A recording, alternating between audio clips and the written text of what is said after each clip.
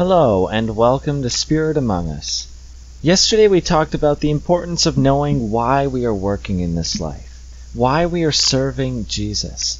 It's not so that He'll give us something in return. It's not because we want God to bless us, but it's because He has already blessed us through the cross. Jesus was willing to die for us, to take away our sin, and that should be the thing that motivates us to give Him our lives. Now today, I want to build on that with the understanding that following Jesus is not an easy thing to do. Now, that's not always necessarily what you hear. I've heard the gospel preached in some instances as kind of a sales pitch. They make Jesus sound really great. Following Him is just going to lead to a perfect life. He's going to bless you in all the ways you want. He's going to lead you into all these convenient things that you want to do. Every plan that you have, it's going to work out because Jesus has got your back. God shows us something different. And the reality is, following God is not something that's easy. I want to look again at John chapter 6, where Jesus had fed the 5,000 people. After they came looking for Him and He said, "You were only searching after me because I fed you," He says, "Don't work for food that perishes, but work for food that lasts forever." And so we'll pick that up right here. John chapter 6, verses 33 through 35. "For the bread of God is He who comes down from heaven and gives life to the world." And they said to Him, "Sir, give us this bread always." Jesus said to them, "I am the bread of life. Whoever comes to me shall not hunger, and whoever believes in me shall never thirst." So He starts out by giving them a promise. He said that the bread of God is the one who comes down to give life to the world. The bread of God is something that gives life to people. And so when they hear that, they say, "Give us this bread always." That sounds pretty nice. We want that. But then Jesus says that He is the bread of life. He says, "I am the bread of God. Whoever comes to me shall not hunger, and whoever believes in me shall never thirst." And we can look at their response later in the chapter in verses 41 and 42. "So the Jews grumbled about Him, because He said, 'I am the bread that came down from heaven.' They said, 'Is not this Jesus, the son of Joseph, whose father and mother we know? How does He now say, 'I have come down from heaven'?" So they had a problem with what He was saying.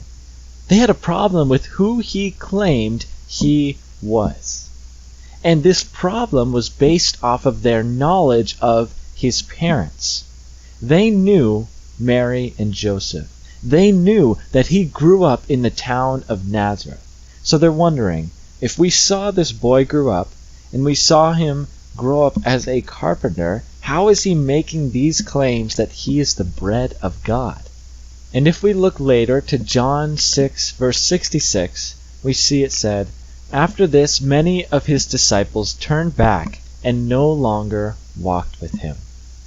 His teaching was hard. His teaching was something that was difficult for them to accept because they saw Him grow up. They knew His parents. They knew that He was in the appearance of a man. When Jesus came, He was fully God and fully man. He appeared as a man, yet He was still God.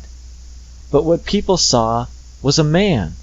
And so when He said He was the bread of heaven, when He said, "You have to eat my flesh and drink my blood," this disturbed them. This threw them off. That was a hard teaching. It didn't sound nice. It didn't sound fun. It didn't sound good. And so they left. They no longer walked with Him.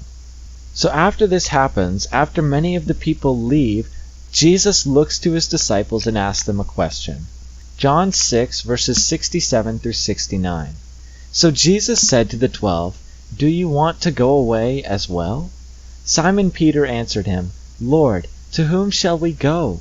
You have the words of eternal life, and we have believed and have come to know that You are the Holy One of God.'"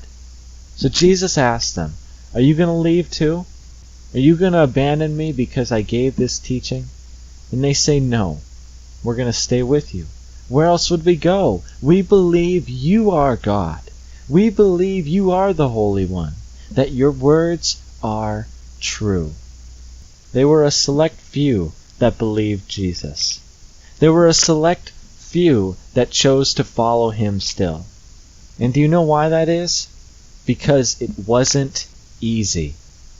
It was not an easy path to follow Jesus. It was not an easy teaching to accept from him, but it was the truth. And his disciples, the 12, they knew that. They knew, they had seen that he was God.